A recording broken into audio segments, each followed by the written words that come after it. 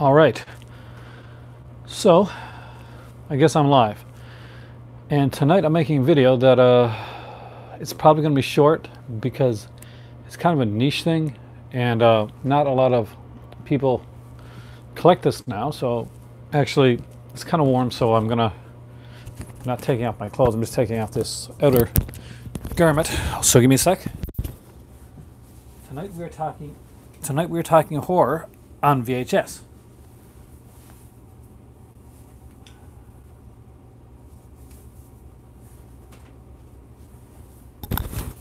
So I don't collect a lot of VHS anymore because basically I need a bit more room to put it before actually I need some more shelving is what it is. And it is Halloween. It is officially the month of Halloween. So everybody is picking up their 31 days of horror. And 9 chances out of 10, you're grabbing some DVDs, you're grabbing some Blu-rays, you're grabbing some of the latest stuff, and you're putting in some Halloween and mixing some stuff in there, here and there. Now, one thing that I want to do this year that I also is I want to watch at least 1 or 2 horror, old school. Hey, Cubic Lover, how's it going? I just started. You came in at the beginning on VHS. So I've got a small, minute collection of horror on VHS, which I'm going to show today.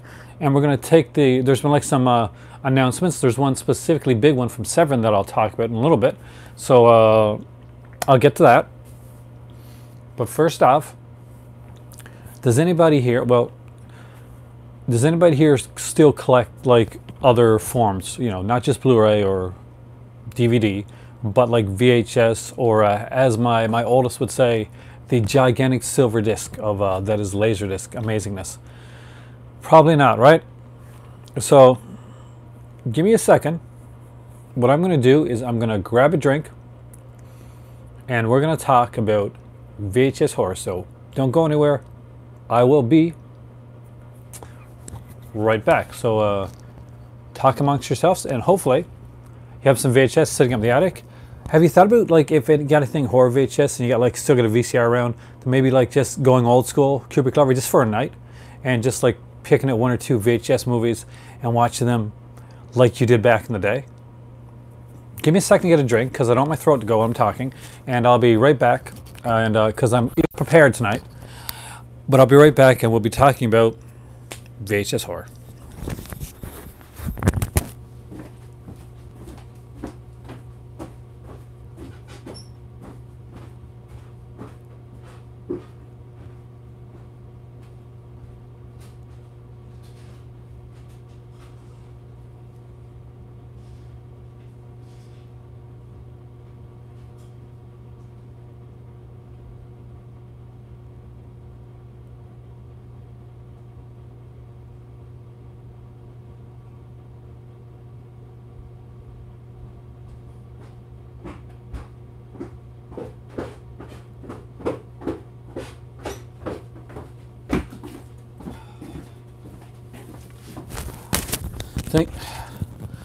Thank you so much for staying, because I apologize for being ill-prepared.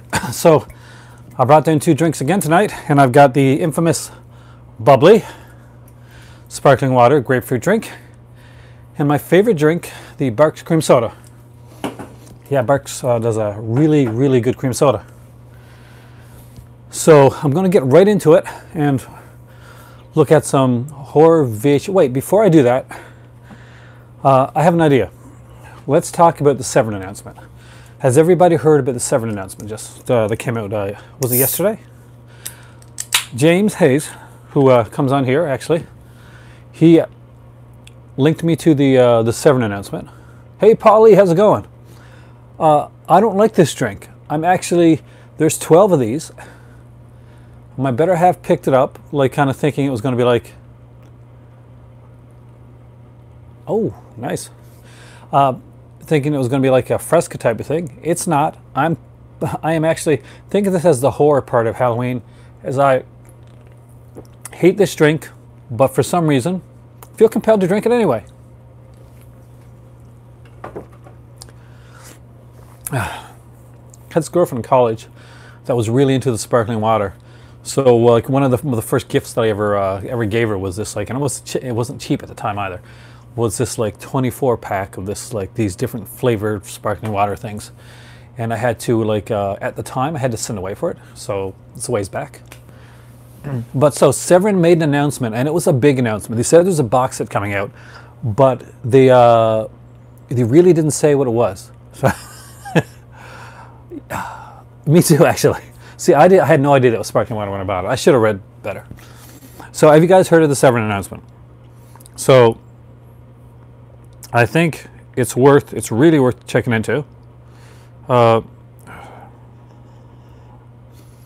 Because they have a big box set coming out, and something that I think is gonna excite a lot of people, especially because it's a big one. One of them was never on on Blu-ray before, actually. I don't think, and most of them were back in the Something Weird days. So if you remember Something Weird video, they put out how many horror on VHS?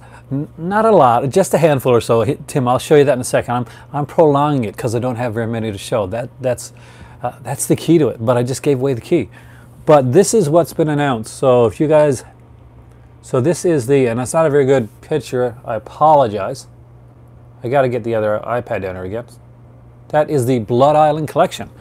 So the Blood Island Collection are a series of 4 films that are Filipino horror films done by Eddie Romero, and I know that John Ashley acted in one.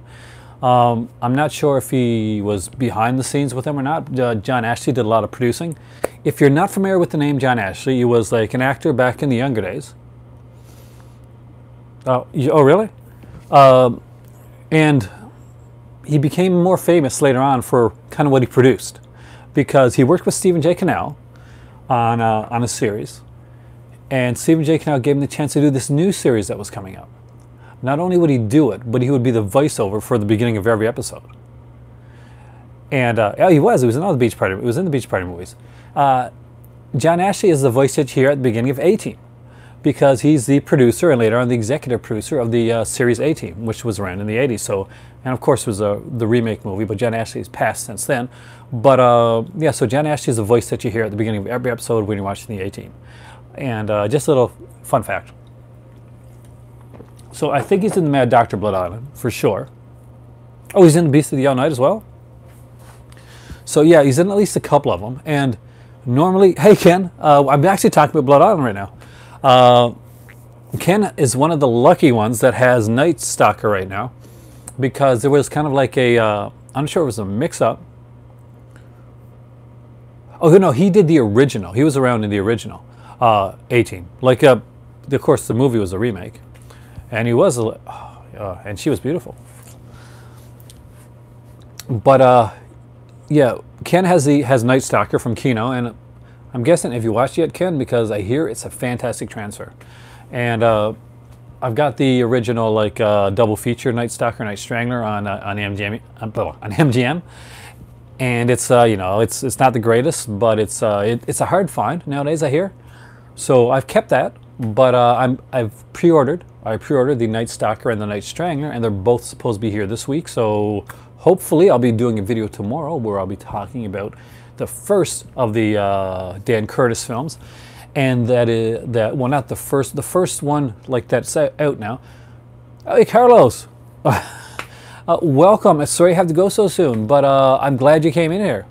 Isaac, how's it going? We are going to talk about VHS horror tonight, but right now I look forward to Carlos. You're always welcome here, live and on. And you'll see what happens, like where we end up going. I say VHS horror. This could go anywhere. I'm still drinking bubbly, but this is a new can too. I think I'm getting used to it. I may be getting a taste for sparkling water, guys. That kind of scares me.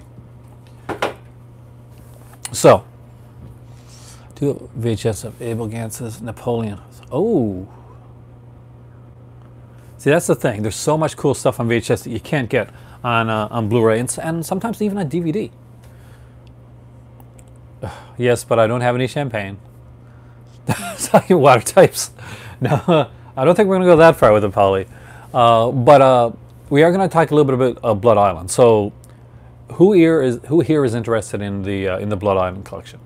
I think it's a must. I don't know if I'm going to be able to grab it right away. There are so many good things coming out.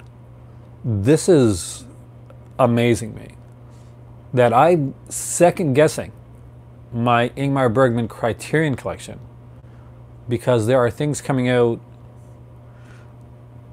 in the cheesier side that I love that I might have to put off Bergman to get Blood Island and a couple other things. I kid you not. So there's my priorities when it comes to film, but I don't think that surprises anybody on this channel. But I have been very excited about this collection because I don't have any Bergman in my collection except for one VHS, which is the Magic Flute. But like I promised, and it's the name of the video, so let's go and get into my very small collection of VHS horror. This way, if there's like a different like box cover or something that you haven't seen, I'll start off with one of the, for my not really young viewers, but for my younger-ish viewers, what in a way would be the one of the first horror films. You're not getting the box set? It's got the book though, but the book I guess is all the booklets, right? Actually, this one still got a 99-cent price tag on it. I'm going to keep it there. So this is, in a way, is for younger people, for people growing up like younger in the 80s and stuff like that. This may have been one of the first horror films that they saw.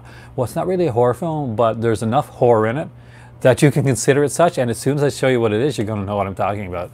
And that is this movie right here, Return to Oz, and that's Dorothy, as played by Fairuza Balk, who would later go on to be in The Craft, and you know, she rocked in the movie The Craft, and she does in this. This is a you haven't seen any of them? They're really cheesy. They're, you know, Eddie. If you've ever seen any Eddie Ramiro stuff, or you're familiar with like guys like Carlos Santiago, like, you know, Ciro Santiago, then you're kind of, it's like Santiago with even more boobs and stuff, and some very cheesy monster costumes.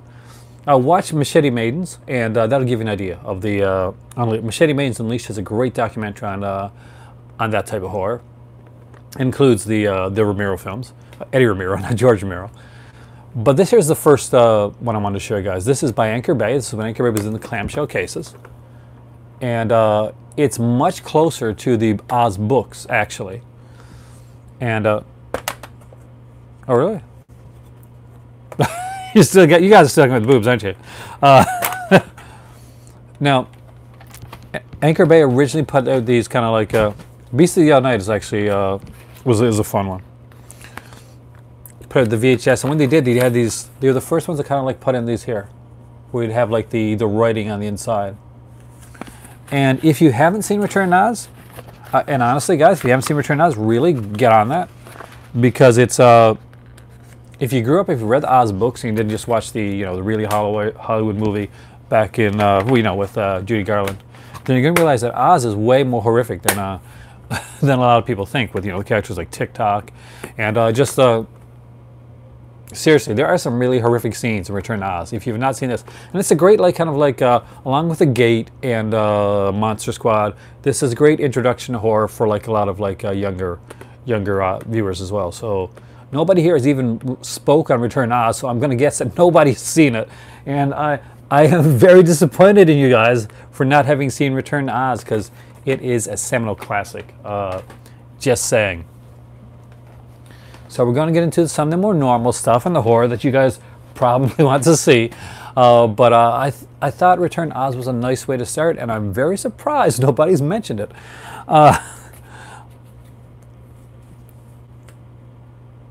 Oh, it is worth seeing. It is like a nightmare. It's nightmare fuel. The wheelie people. Exactly. Thank you, Isaac. The wheelie people are freaking terrifying. They're like, remember those flying monkeys in Oz? That terrified so many people? Hold my beer. And yeah, they did. So he did.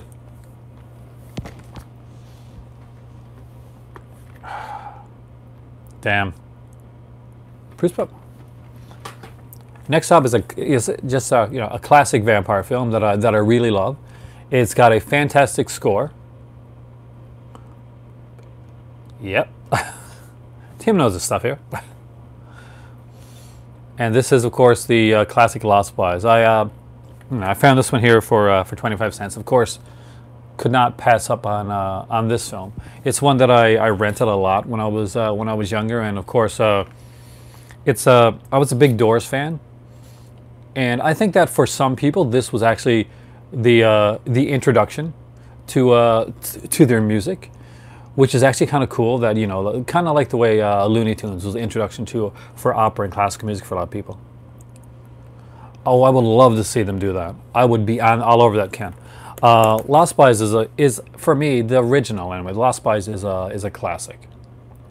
Did I love the Doors? The Doors were one of my favorite groups, and it's going to seem very cliche, but I was really into the Doors, especially in college. And you know,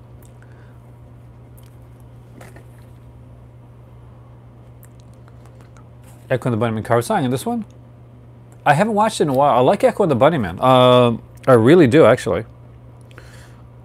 So it'll be I'd have to go back and check it again. Do you know, it's been a while. This is going to be one of my 31 Days of Horror. Lost Boys on VHS. People Are Strange. Oh, People Are Strange is a fantastic Doors song too. You didn't like Stone's version? Stone does Stone's thing. I enjoyed it for what it was. For now, it's what we got. So next up is another kind of like this is a sequel to a really good film, and not as good as the original, not by any stretch of the imagination. And the original is also a Canadian film, and this is Cube 2, Hypercube. Now, I'd seen Cube like so many times. Oh, really? Last night? It's been a while since I've seen it. I've got it here somewhere on DVD, actually. But I don't know if I've gotten all the way through this one. I probably haven't, because Jarrett Wynn-Davies is in this, and I didn't know that. And Jarrett Wynn-Davies is like a Canadian actor. He's known for like a lot of things, like Black Harbor and stuff like that. But in the U.S., yeah, the second one, I got it, but Paulie, I don't remember it very well at all. I don't think I remember this at all. I think I've seen it. Yeah, Val Kilmer was great, except too bad he's a dick in real life. Jarrett Wynn-Davies was in a TV show called Forever Night, which was like a vampire show in the 90s, and it was like a series that lasted, I think, for like 4 seasons. It was a vampire cop, which was a spin-off of like a Rick Springfield like film. McLaughlin just said, like, I was recently watching like a thing on YouTube where he was just talking about his roles, and he said when it came to the Doors, he just went back in the background and just forgot about it, because Oliver Stone gets really bored easily, and he was just focusing on Val Kilmer and really nobody else, so he kind of just stood back and did his thing. But Cube 2, I probably got to watch this again, because I don't remember it. That doesn't bode well for this one here. But there you go, guys, Cube 2. Next up is a classic that I do have on Blu-ray with a really great edition of, actually, that Scream Factory put out. But before that, no, I actually didn't know. Actually,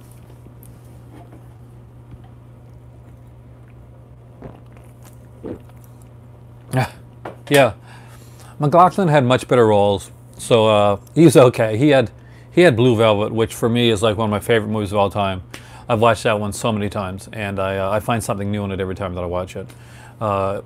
Whether it's like it's the actual film itself, or just the way a certain scene is shot, or the way some of the music's done. I just really love that movie. I'm a Lynch fan, actually, guys. Pumpkinhead.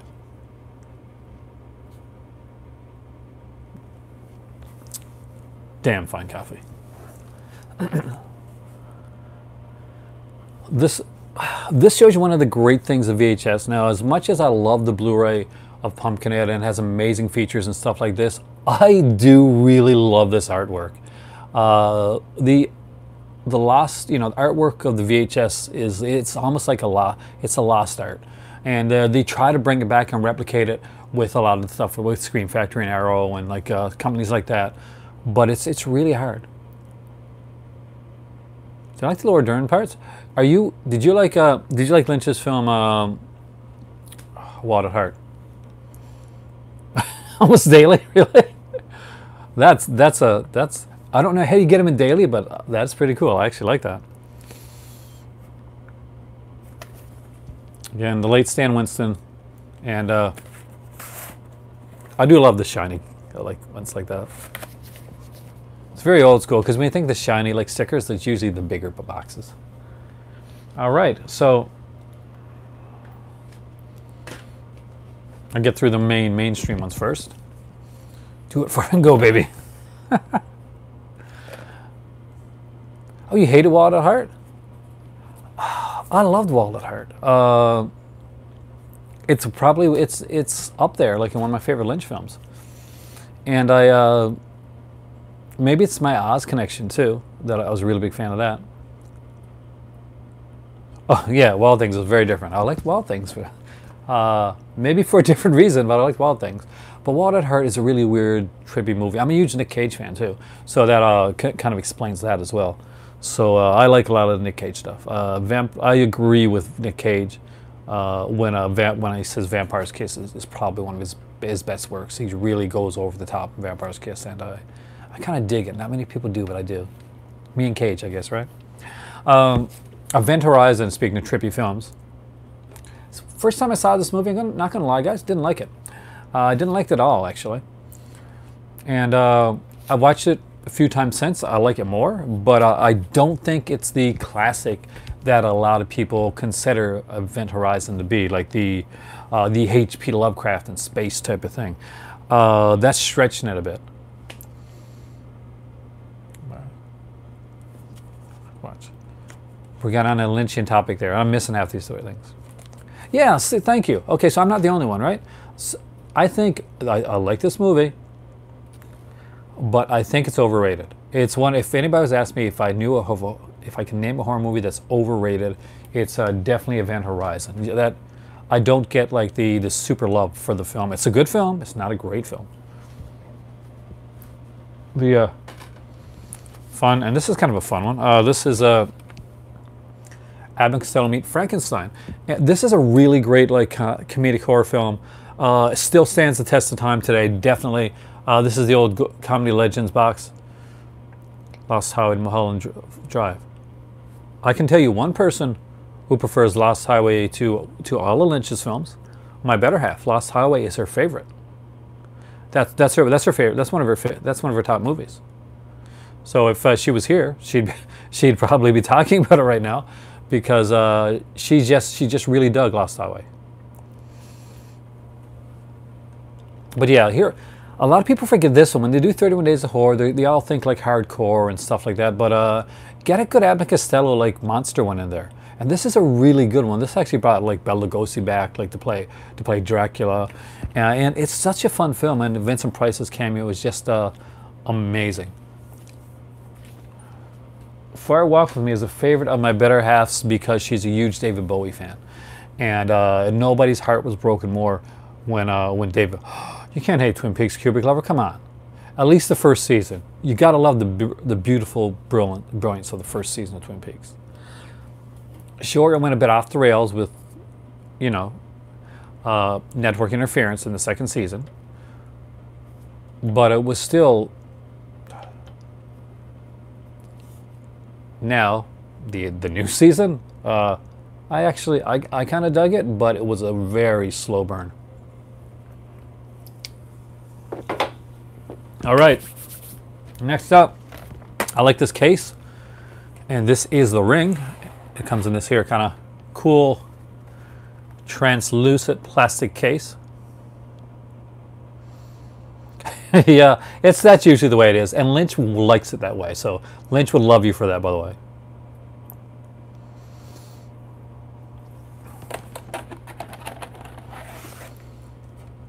Oh, not a huge fan. I like Ringu, but I love this case, dude.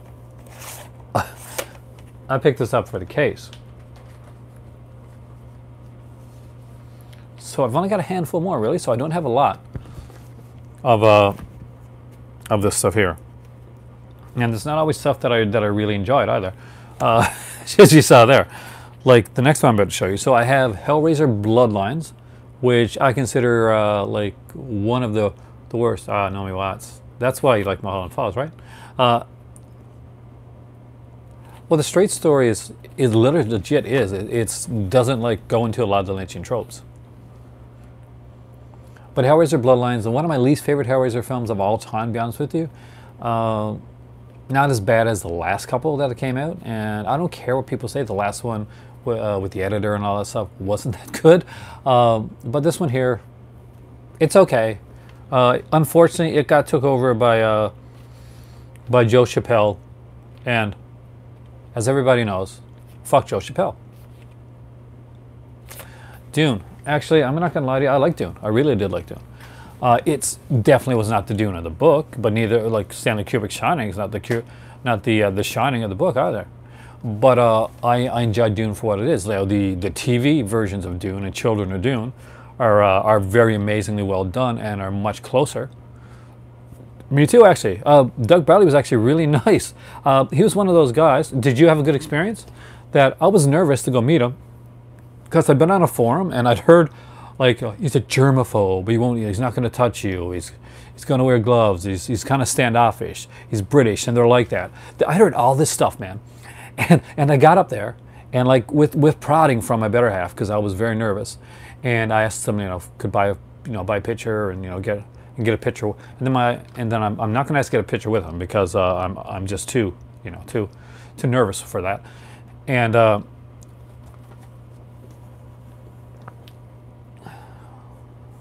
Basically, what happened is he was super nice. We talked for ages, and after I left, he shook my hand. He took a picture with me. After I left, every time I came by like the where he was at. Like he remembered my name for one, and a few times he flagged me down to talk to me, which I thought was super cool of him. Because there was obviously a lot of people there, but he was a really nice guy, and he wasn't at all what the hype said he was going to be. He was just really super nice, and it was a good start because it was one of the first horror people that I met. So after that, then I got to meet Sid Haig, who was very Sid Haig, but of course one of my favorites is still going to be Savini. And when is that documentary about Tom Savini coming out? Because that was amazing. Wow. So, next up is the Hellraiser Hellbound, Hellraiser 2, which I really love. This is the old, and I love these here. These whole, what are they called? Star Maker, I think, or HGV. HGV put these out, right? Oh no, not at all. Actually, he took picture. He not only did bar picture, but he just took a picture with me for nothing. Oh yeah, 2. That's the one I really want. Yeah, I'm 4K. And it's neat because this had these were one of the early VHS that had features and stuff. So if you look on the back, there's actually not a lot, but there's actually features here. Oh, you've got the Grand Illusions books. Do you have both of them, 1 and 2? I used to have them both, but I lost them in a move, and I was heartbroken. I talked to Savini actually about about Creepshow. And I talked to him a bit about a movie that he wanted to make, which is the Children Should Play with Dead Things. He wants to remake that. He has a script for a Most Dangerous Game that he wants to do as well. There's a lot of stuff that Savini wants to do. You just got to get the backing and some people behind him. He's a really nice guy. Oh yeah, there's Grand Illusions. There's 1 and 2. I'm pretty sure, and there's there's also a Fangoria VHS Scream Greats with Tom Savini. I don't have that. I would love to have that. Speaking of horror VHS, but Hellraiser Hellbound 2. See, I figured this was going to be a short one because nobody here is interested in VHS apparently. I've got 3 left, and the next one is actually one that I really like, and I kind of wonder, did it fit for horror? And I do think it does, and I probably will watch this this month. It's anime, but it's not tentacle porn, so just a reminder of the gutters. but it is a really good suspenseful thriller anime, and it opened my mind to like anime in a different way, and that is Perfect Blue. And if you've never seen Perfect Blue, just see Perfect Blue. If you're not a fan of anime, I don't really care. Perfect Blue is a really good film. It's a thriller, kind of in the way of like the Palma-esque style thrillers type of thing. That's what I would compare it with. If anybody here has seen it, you can back me up a bit on that. If it's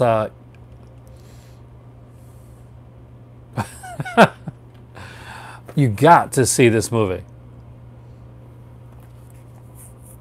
If you don't like regular anime, this one is if you like thrillers, like suspense films, mystery, horror, stalker, that type of thing. That's what this is. There's no aliens in this. There's no like but there's no mechs. There's none of that. This is a singer, and she's quitting to become an actress, and somebody is stalking her, and maybe trying to kill her. My new tutorial is fantastic, man. But somebody's trying to kill her, and they may be closer than she thinks. That's exactly what this is. It's horror. It's a thriller. It just happens to be animated. So the next two I left last because they're fun and quirky. I haven't seen the documentary yet. I hear great things about it, the De Palma documentary. I got to see it. As you guys know, I'm like a huge De Palma fan. He's one of my top directors.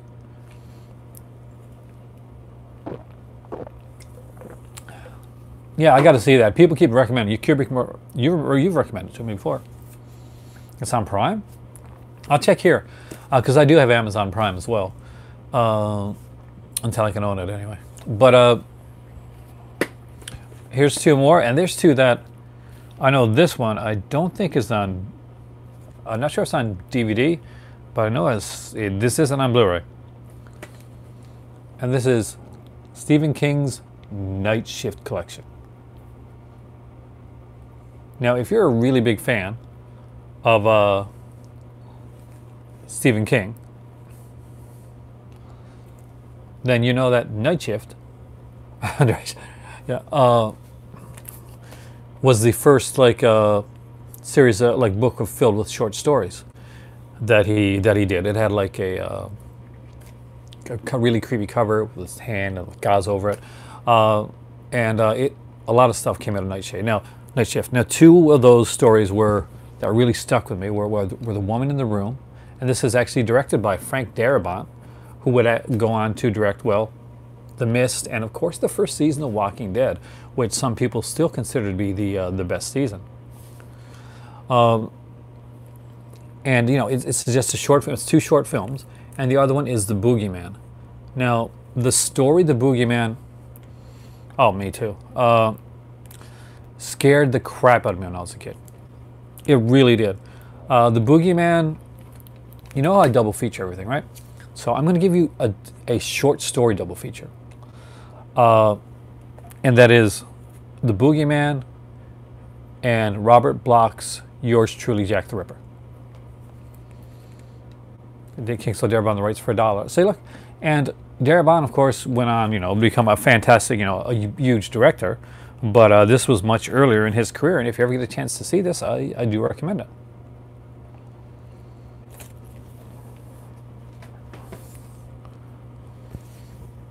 And last but not least, I'm a Larry Cohen fan. And I like a lot of his stuff. A lot of people hate this movie, but I actually get a kick out of it. I think this is on one of those burn on demand things. No, but I haven't seen it. I would like to see it get like a special edition, Screen Factory, that type of thing. That is Return to Salem's Lot. This is a weird film, guys. This is one that I've seen. Yeah, Majestic. Yeah, I did actually. It's been a while though. Not gonna lie to you, I've probably seen this more recently than I've seen Majestic. but I've seen The Majestic. I had to think for a second. I was like, did I see it? Yes, I did. Return to Salem's Lot, Larry Cohen. It's a strange little film. It's not at all like Salem's Lot. There's vampires. You got that, and they're peaceful or vampires. It's got, you know, like the Larry Cohen like stable is in it. The usual actors that you're going to see in a lot of his films. But it's a fun one, and that actually is my complete like horror VHS collection. I've actually got a lot more VHS animated films and Disney and like kind of like cheesy 80s action and stuff like that. Night the Juggler. Yeah, I don't have them. There's a lot of films out there that are on VHS that don't. This just freaked me out. So I go to sit back, and this comes, and it doesn't like just kind of like land. It kind of like taps me. So I'm like thinking, my door's locked upstairs. I'm on my own. Who the hell is tapping me? You freaked me out. You freaked me out a lot. Dawn of the Dead. Still the cut that the one that I showed, the Anchor Bay one. If you can like grab that one, if you can find that one anywhere, that's definitely still the edition to get. I know Arrow put out a Blu-ray of Dawn of the, a DVD, sorry, a DVD of Dawn of the Dead. Or did they do a Blu-ray? Yes, they did a Blu-ray. A long while back when they were first undergoing. They also had a Blu-ray of Martin as well. Unfortunately, they lost the rights to both of those, and they can't redo them, which is a shame because I actually would like to see them. Oh, the Arrow editions. They're hard to find. Sam Fuller, Vampire Killer. But you know, it's that set there that I showed about last night or the night before last. That was the Anchor Bay one with it's got every cut of the film. It's got like some documentaries on there as well. It's got one of the Document the Dead, like one cut of that documentary on there. Just a lot of really good stuff. If you can find that, it's actually, I think it's still like reasonably priced. I think fairly reasonably priced if you can find it. And if you can find like an unopened copy, there's usually like a comic book with it and a map of Monroe Mall as well. So that's the Dawn of the Dead edition that I would recommend if you're looking for one. That is if you're looking for the original one. If you're looking for the new one, just buy the Scream Factory edition. But until that's still one of the ones that hasn't been released, gotten like this great edition. You know, we've got like an amazing edition of Day of the Dead, but nothing for Dawn. And I would kind of like to see, I don't want to see like a Scream Factory Dawn that I should have seen by now, but I haven't. The thing is, I got way too much time on my hands, so I watch a lot. But I'm sure there's a lot that I haven't seen if I really had to like to sit down and think about it. Like there's a lot of like the Asian horror that I haven't seen that my kids have seen. Like they can school me on that like day and night, and I'm not gonna lie to you there, and probably a lot of you guys can too. It's not that I don't want to see it. It's just I just haven't had the time. Shudder has a bunch of it, but stuff that something I haven't seen. You mean like a classic, right? Some kind of classic that's kind of like went under my radar.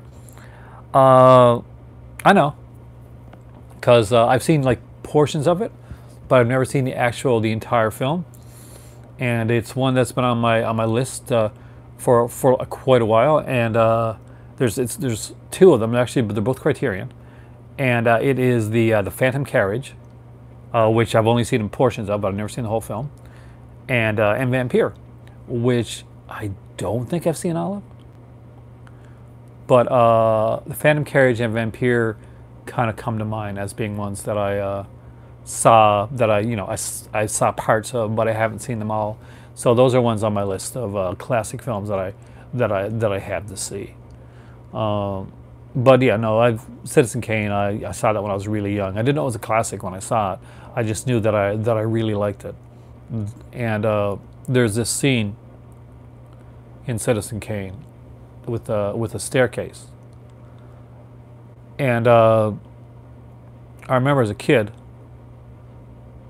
I was just amazed at the way that it was done. And I had it on VHS, right? and I kept rewinding it and like rewatching like just the way that it was done, and I figured that he must like have kind of dug down, because there was no like special features or anything like that at the time. To he must have put the camera down in the floor to get the shot, and it stuck with me. And there was a few other shots during that film that kind of stuck with me too. I wouldn't call it like my favorite film of all time, but it was it was a good film. John Ford. No, I've seen most of John Ford stuff. Yeah, that's the thing, and that amazed me when I was younger. Yep, Don or Martin. Oh, Don is amazing. You gotta watch Don. And Martin is I like Martin. Not everybody likes Martin. I'm not gonna lie to you. I think Martin is like kind of a lost classic, but it's different. It's a different film. There's a few like that. I mean, like I really liked Ramiro's The Crazies. I like his, and I didn't mind the remake with Tim the Elephant on it. That was okay. But I really like the original version of The Crazies. They had to get that shot. It was like, so it's just like there's some people got like obsessed with the. He does, and that's what's killing it, Tim. And that's not just that, but like there's a lot of movies like that. Like you guys can see in the background there, most of the time. Haven't seen Casablanca? Probably that's what definitely want to say. I don't see it right now, but I have like the Russ Meyer collection, and Ken, who's I'm not sure he's still here, but Ken, like me, is a Russ Meyer fan, and he would love to have like all the Russ Meyer films in that collection. Unfortunately, that collection is gone. And the reason that collection is gone is because the people that own the rights to them they just won't. They won't budge. They're putting like their own, on remastered copies on Blu-ray for very expensive, and they won't let anybody else touch the Russ Meyer films unless they pay a fortune for each of the films. And that's why there's a lot of films out there that you see, like people think that's music rights all the time, but it's not always music rights. Sometimes it's just that the rights holders are just holding on too tightly and they want way too much money. And for some things, people can go out there and they'll grab them and do the best that they can. But when there's a company like Scream or Arrow and they compete with a lot of different ones, well, that's the thing. But here's the thing that's cool, Isaac, is that the fact that you haven't seen these, you've got a lot of movies to experience for the first time, and there's nothing I'm more envious of than being able to experience one of these classic movies again for the first time. Now, especially now with the way it comes with the knowledge that's at your fingertips. Now, I do recommend when you do go in to watch one of the classic films, please don't see anything or look at anything before you watch it. Just experience the film first, and then go like, look up features, all that type of stuff.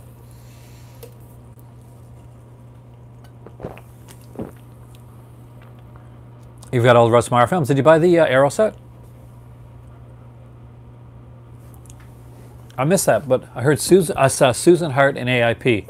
She owns the rights to some of the AIP stuff. Which ones? I was just amazed when like certain things. I'm amazed when certain things come out. Vinegar. No. See, you offered me the Vinegar T-shirt already, so no take backsies. Oh, I was Teenage Werewolf. And I was Teenage Frankenstein, right? Oh, I missed the ones you listed above there. Oh man. Okay. See, I was a huge fan of Oz the Teenage Werewolf with Michael Landon. I know it's a really cheesy film, but I really like it.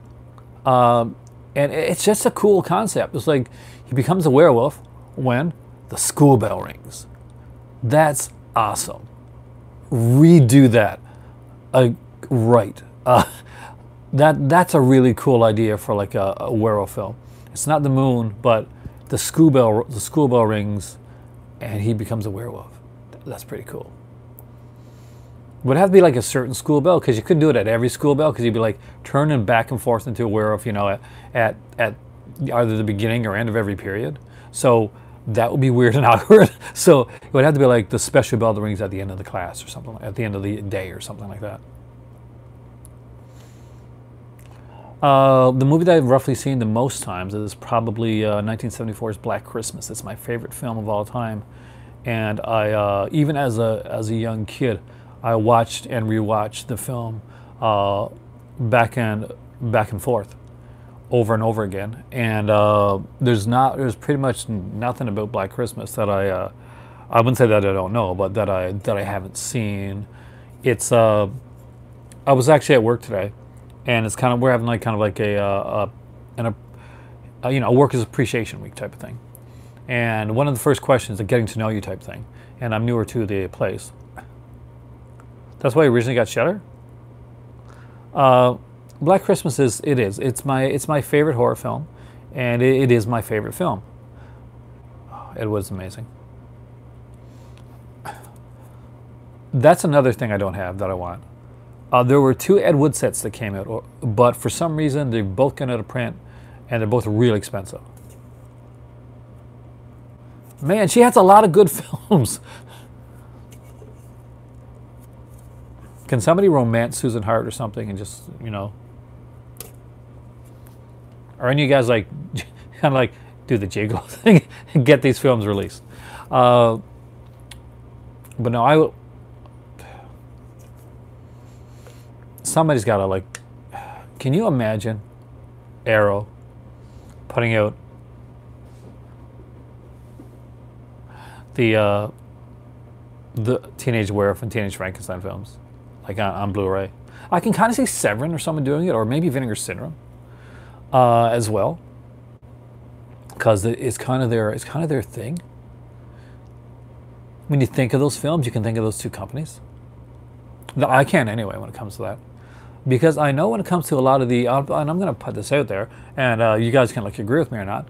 When it comes to a lot of the older like horror stuff, Scream Factory doesn't do right by it. You see like a lot of stuff, and then this will get collector's editions and stuff like that.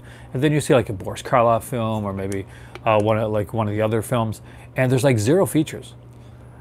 And I'm sorry, but there's enough podcasts and stuff out there that you can get yourself, even if everybody's dead, you can get yourself could do your Black Christmas Halloween connection a bit. I will actually.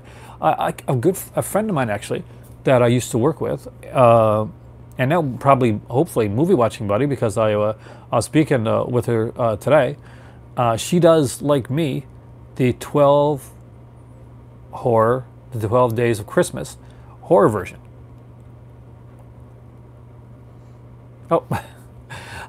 Thanks a lot, Isaac. Thanks for coming in, and you got a lot of great films to watch. And when you come back in here after seeing one, let us know about it, because I would really like reaction from somebody that's seen it for the first time. Watch Russ Meyer. No, I'm not joking. Actually, there's some really good Russ Meyer there. Even Roger Ebert liked Russ Meyer. Now, you want to get into Tintle Brass as well? Go for it. Waterworld. They're putting out this big edition of Waterworld too, right? There's like a poster and like cards, and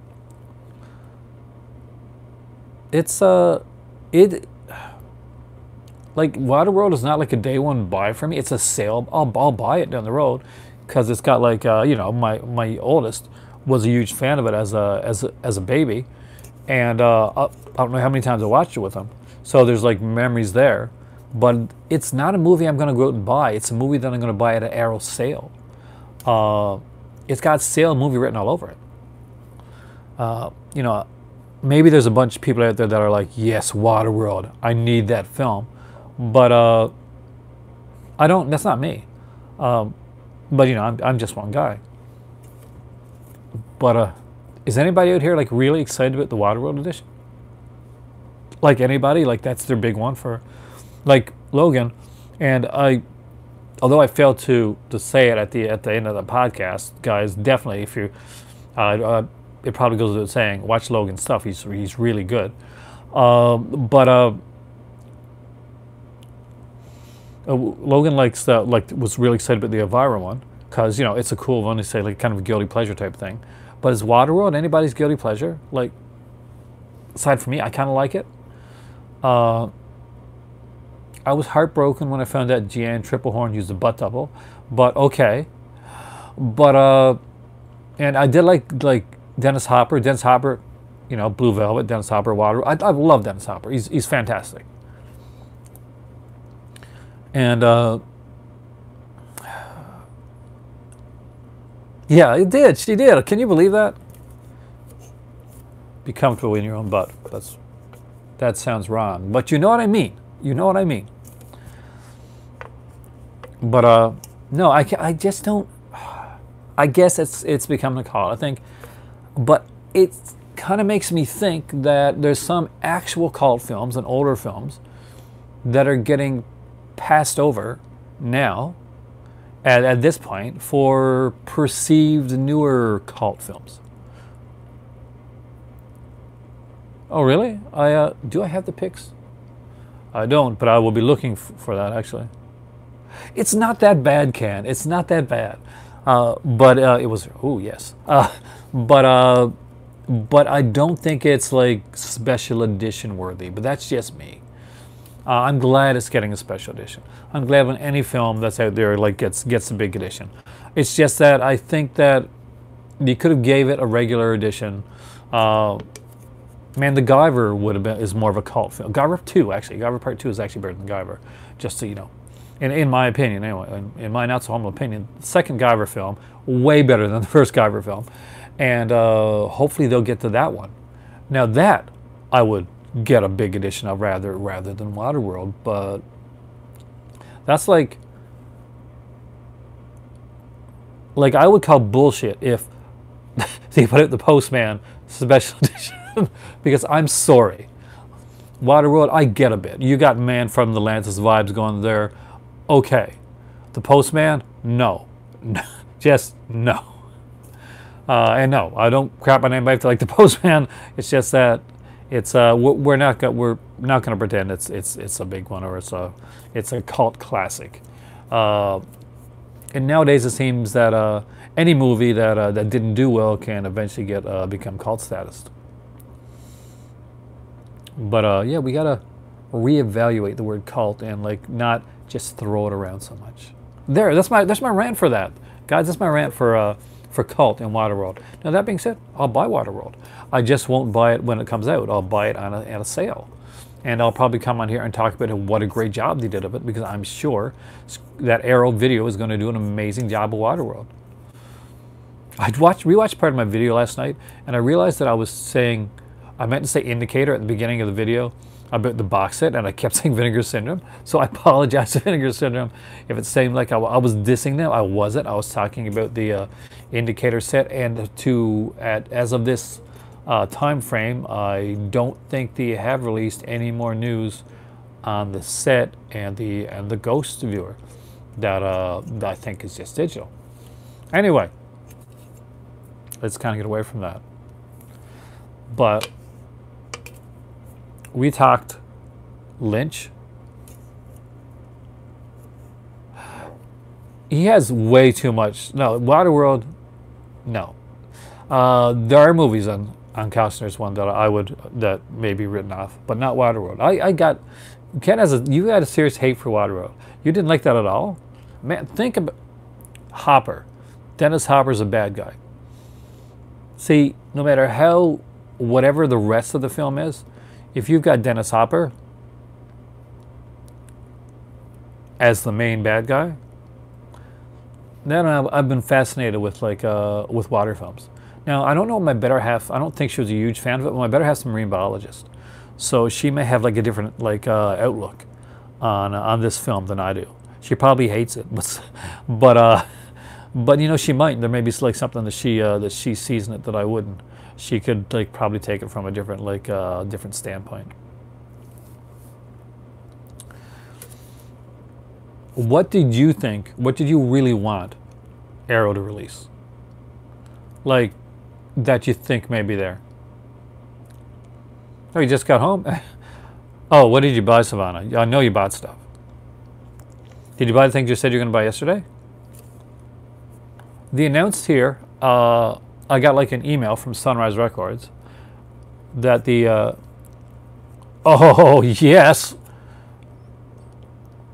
Sunny Shiba stuff. Well, Sister Street Fighter, it's still a spin-off.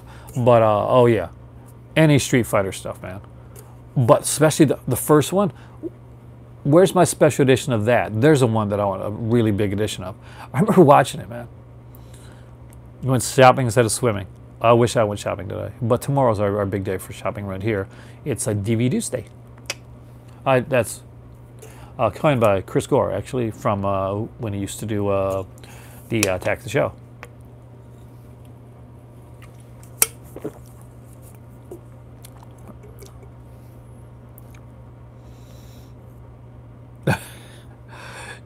You give it another shot. Don't they have like a special like TV like print or something like that on the new set? Some kind of new extra long version of Waterworld, like it's not long enough, an extra longer version of Waterworld.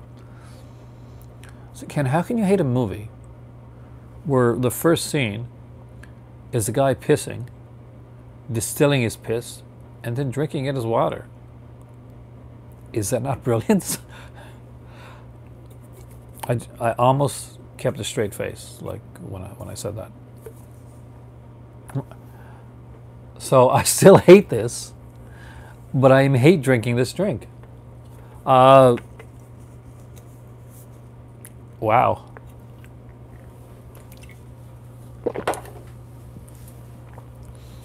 If you just came in, like my videos and stuff, you're like, man, that guy really loves that horrible, bubbly, sparkling water drink, doesn't he?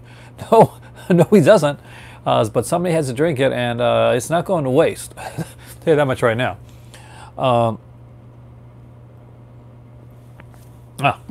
Does anybody pick up their cereals for Halloween yet? I only got one, and I got Blueberry, and I've been like eating it every day. So you got the new Star Wars Steelbook edition, the 3D edition, bought the Wentworth Season 6, Picnic at Hang. I gotta see Picnic at Hang Rock. It's really good. Matrix 2 and 3 and 4K. Oh, what was I saying before? By the way, Savannah, I'm not sure. Do you get it there? I can't calculate. This is awesome.